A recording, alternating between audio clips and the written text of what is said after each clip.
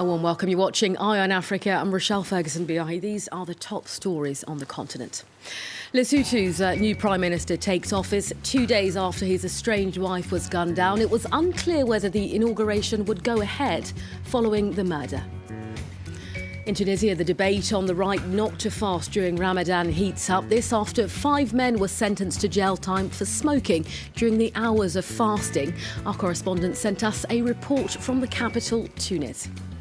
And after more than 3 decades, Paris's Musée Dapper prepares to close its doors. The museum was the first dedicated to African art in the capital. Our reporters paid a final visit. But first, Lesotho's new Prime Minister has been sworn in at the head of a coalition government 2 days after his estranged wife was gunned down. But it was unclear whether that inauguration would go ahead following her murder on Wednesday night near the capital, Missouri. Prime Minister Taban's ABC party clinched victory in snap elections on June the 3rd, but failed to secure an outright majority, as France 24's Shelley Sitborn now explains. Third time in 3 years, Lesotho celebrates a prime minister's inauguration.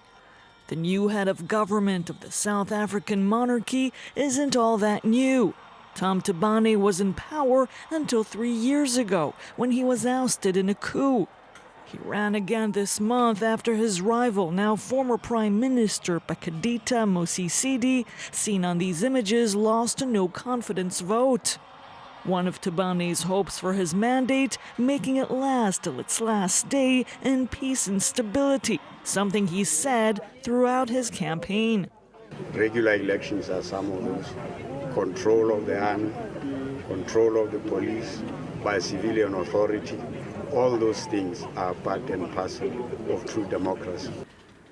Lesotho, known as Africa's Switzerland for being small and mountainous, is a monarchy of 2 million people. 40% of its population lives beneath poverty lines with less than $1.25 per day.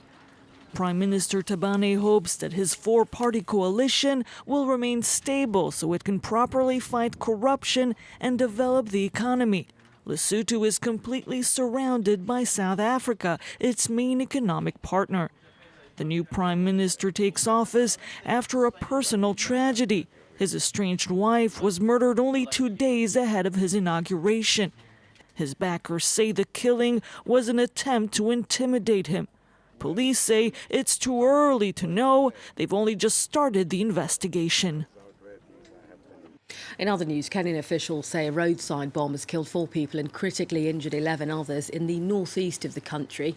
The improvised explosive device hit a passenger vehicle as it travelled between Lefay and Elwak in Mandera County.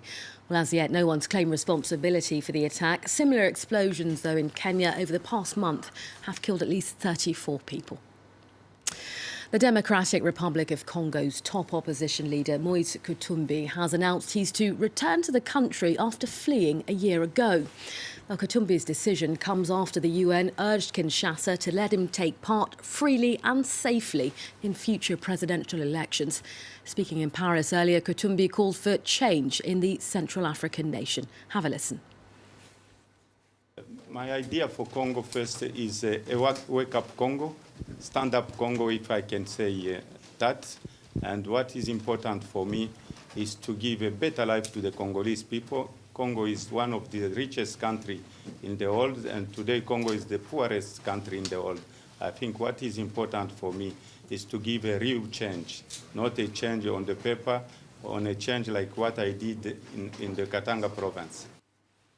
Well, staying with the DR Congo, in the Kasai region, ongoing violence between government forces and Kamwine and Sapo militants has forced thousands of civilians to flee to neighbouring Angola.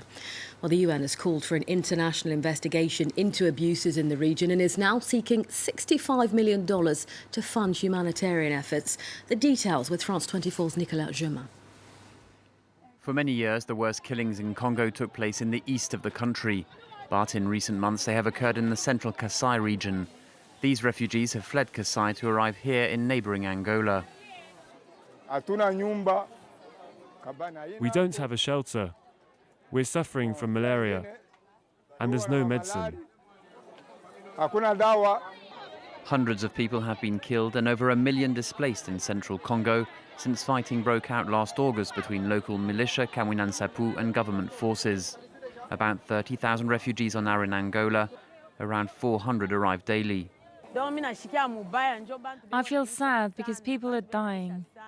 Lives have been destroyed. We have lost all our property and businesses. All we want is peace in Congo. The UN and other partners are asking for $65 million to help the growing number of refugees in Angola. Immediately we saw the urgent need for coming in and be providing food. People hadn't eaten for almost 2 weeks at a certain point in time, so that has been our first priority. Last month, 9 officials from Congo, including ministers, were sanctioned by the EU. European leaders said there had been a disproportionate use of force by the government in the restive Kasai region. Next to Tunisia, where the debate on the right not to fast during Ramadan is heating up. Well, this after 4 men were convicted of public indecency for smoking and sentenced to a month behind bars. The following week, another man received a short jail sentence for the same offence. The convictions are the first the country's seen in a number of years, as Sandro Lutien and Hamadi Tilili report now from Tunis. They were staying out of sight at their usual spot, keeping clear from those fasting in the shade of Bezert's Park. But on June 1st, the police came to arrest Abdelhabib and 3 of his friends. We were staying away, so we didn't bother anyone, and so the police wouldn't come to bother us.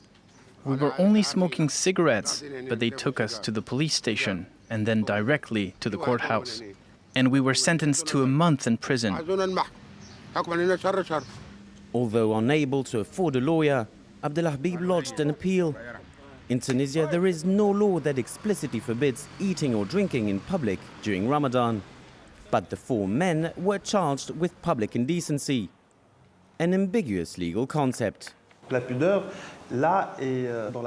Judges decide what constitutes an indecent act. They have that power.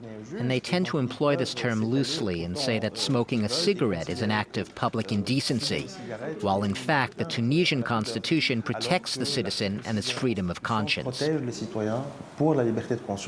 How to behave in public spaces is at the heart of the debate.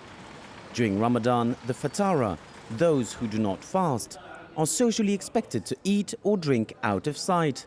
They usually head to the local cafes that discreetly remain open during the hours of fasting.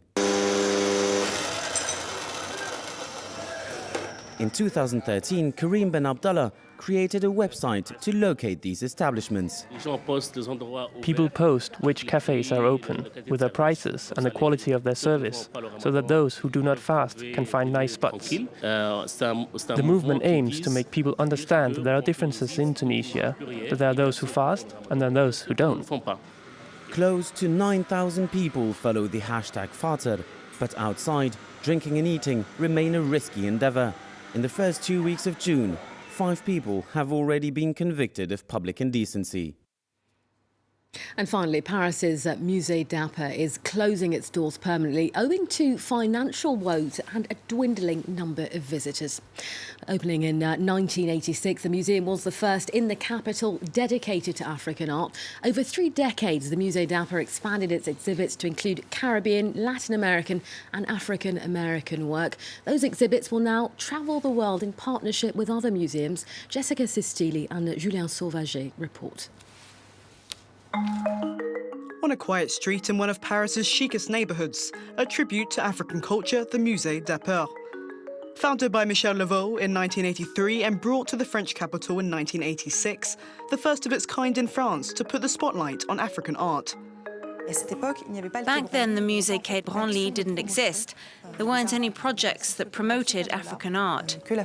So with that in mind, the foundation was created to promote African culture. From tribal relics, the collection has since grown in size to include work from the Caribbean, contemporary art from the likes of Senegalese artist Soli Cissé, as well as several famous pieces. The Bongwa Queen from Cameroon, photographed by Man Ray in 1934, and this relic from Gabon, revered for its magic qualities. The relic appears to be sweating. There's so much ointment, oil, grease and wax that's been spread onto the wood over the years from offerings that the figure seems to be sweating them out, creating this magic effect. But despite its impressive repertoire of art, the museum struggled to pull in the crowds. The pieces here are rather interesting, but the museum is basically unknown, which is quite strange. I thought it was smaller. Overall, the Musée Dapper has a communications problem. There aren't many people who come to see the collection, which is a shame.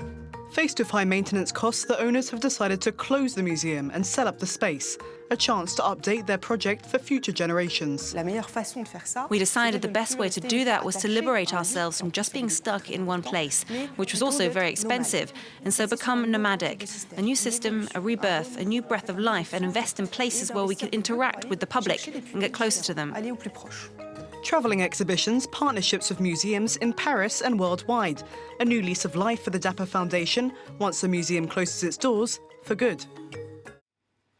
Your Own Africa team will be back in about 45 minutes' time. Join us then here on France 24. Up next, Delano de Souza is here with international headlines.